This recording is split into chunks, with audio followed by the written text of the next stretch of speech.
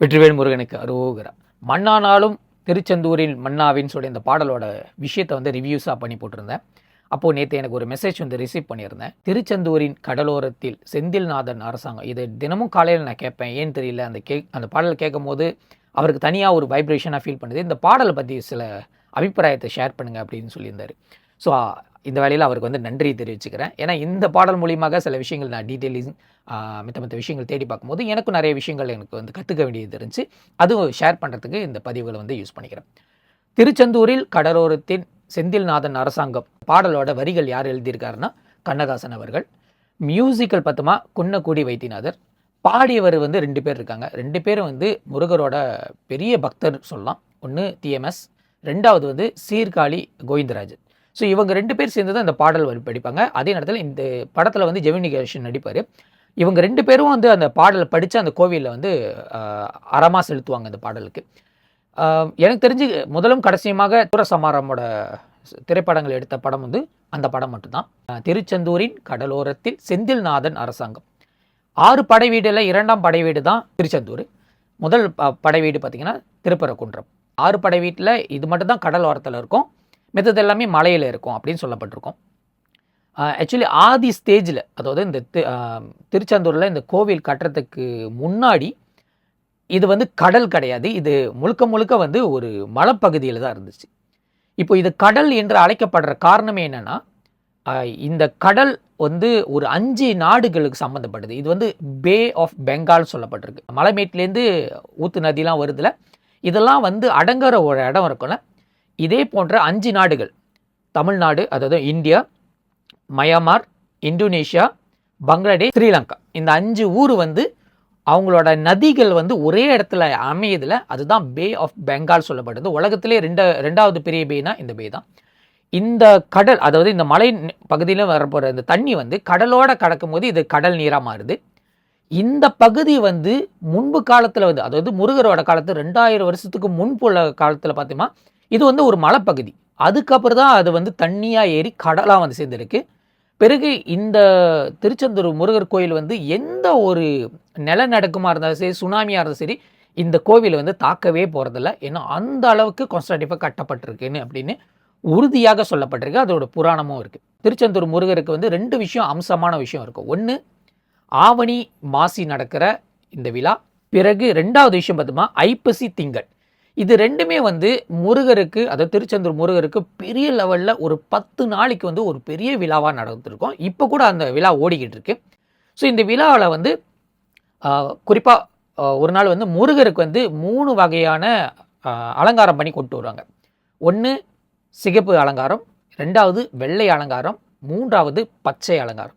இந்த 3 அலங்காரத்தில் முருகப்பெருமான் வந்து என்ன சொல்லுவாரா, நானே பிரம்மன், நானே சிவன், நானே விஷ்ணு, இது அனைத்தும் நான் தான் அப்படின்னு சொல்கிற மாதிரி தான் இந்த ஒரு அம்சமே அமைஞ்சிருக்கும். இதை பார்க்குறதுக்கு பக்தர்கள் வந்து அலைக்கடலாக திரண்டு வருவாங்க.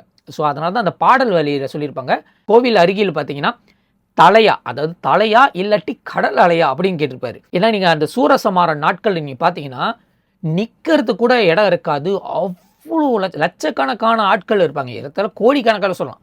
அந்த விழாவை பார்க்கறதுக்காகவும், அந்த சூரசம்ஹாரம் முருகப்பெருமான் சூரபத்மனை வதம் பண்ணுற அந்த நிகழ்வை பார்க்கறதுக்காகவும் மக்கள் அப்படி திரண்டு நிற்பாங்க.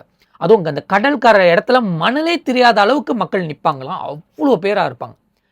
அதில் வந்து இப்போ சமீப காலத்தில் வந்து நம்ம டிவிலே பார்க்கறதுக்கு வாய்ப்பு கிடச்சி. அப்போலாம் வந்து இந்த ஒரு நிகழ்வை பார்க்கறதுக்காக ஊர் கடந்து, எல்லை கடந்து, நாடு கடந்து, கண்டம் கடந்து கூட அந்த தேதிக்கு வந்து சேருவாங்களாம்.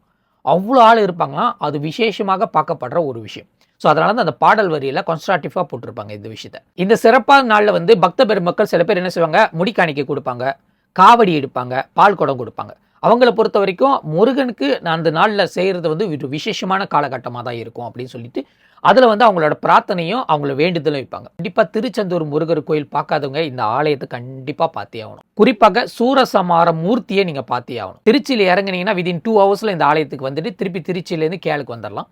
அல்லது சென்னையிலேருந்து இங்கே இந்த ஆலயத்துக்கு போகிறத இடத்துல ஒரு 6 மணி நேரம் டு 7 மணி நேரம் பிடிக்கும். இந்த பாடலில் அடுத்த ஒரு கான்ஸ்ட்ரக்டிவான ஒரு வரி என்ன சொல்லியிருப்பாங்க, முருகரோட 6 முகமும் 6 வகையான வேலைகளை செய்து, அதுவும் ஏழைப்பாள மக்களுக்கு எந்த மாதிரி செய்யுது சொல்லிட்டு கண்ணதாசன் எழுதியிருப்பார். அதன் முதல்ல பார்த்தோமா மங்கையரின் குங்குமத்தை காக்கும் முகம் ஒன்று. அங்க இருக்கிற பக்த பெருமக்கள், அதாவது முருகரை வணங்குற அந்த பெண்ணுக்கு வந்து காவலா இருக்கிற அந்த கணவருக்கு ஆயுசு நீடிச்சு இருக்கணும், எந்த ஒரு துன்பம் துயரம் இல்லாம இருக்கிறதுக்காக அந்த பெண்ணுக்கு உண்டான பிரார்த்தனைகள் இந்த வரியில சேர்த்திருப்பாரு. 2வது, வாடுகின்ற ஏழைகளை காக்கும் முகம் ஒன்று. அதாவது கஷ்டத்திலேயோ வருத்தத்திலேயோ வேதனையில இருக்கிற வேலைப்பாள மக்களை காக்கிறவனே திருச்செந்தூர் முருகர் தான் அப்படின்னு சொல்லியிருப்பாரு.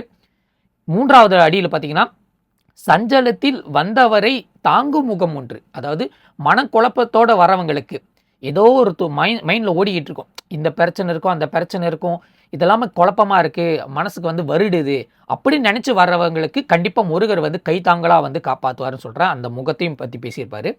4வது பார்த்தோமா, ஜாதி மதம் பேதமின்றி பாக்கு முகம் ஒன்று. அதாவது வர்றவங்க வந்து எந்த இனத்தையும் இருந்தாலும் சரி, தாழ்ந்த இனத்திலும் சரி, உயர்ந்த இனத்தாலும் சரி, ஆண் இருந்தாலும் சரி, பெண்ணும் சரி, இது பாரம்பட்சம் இல்லாமல் முருகப்பெருமான் எல்லாத்தையும் சரிசமமாக பார்க்கப்படுற முகமும் ஒன்று அப்படின்னு கண்ணதாசன் எழுதியிருக்காரு. 5வது வரியை பார்த்தீங்கன்னா, நோய் நொடிகள் தீர்த்து வைக்கும் வண்ண முகம் ஒன்று. அதாவது வரப்போகிற எந்த ஒரு நோய் நொடியாக இருந்தாலும் திருச்செந்தூருக்கு வந்தால் கண்டிப்பாக அது தீர்த்து வச்சிருவார். 6வது வரி பார்த்தோமா, 100 முகம் காட்டும் 6 முகம் இங்கு.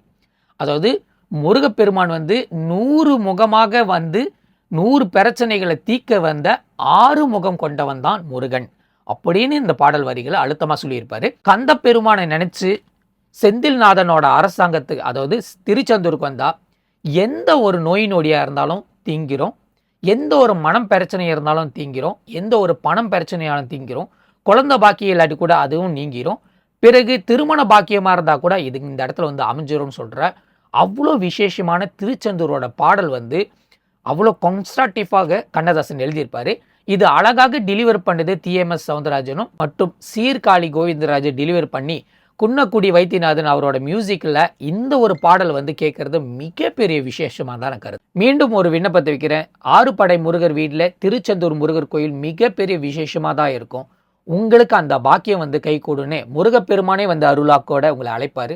அது வரைக்கும் காத்துருங்க, விண்ணப்பத்தை வைங்க, கண்டிப்பாக மனதார வேண்டுதலும் வைங்க, உங்களை அவர் அழைப்பார்.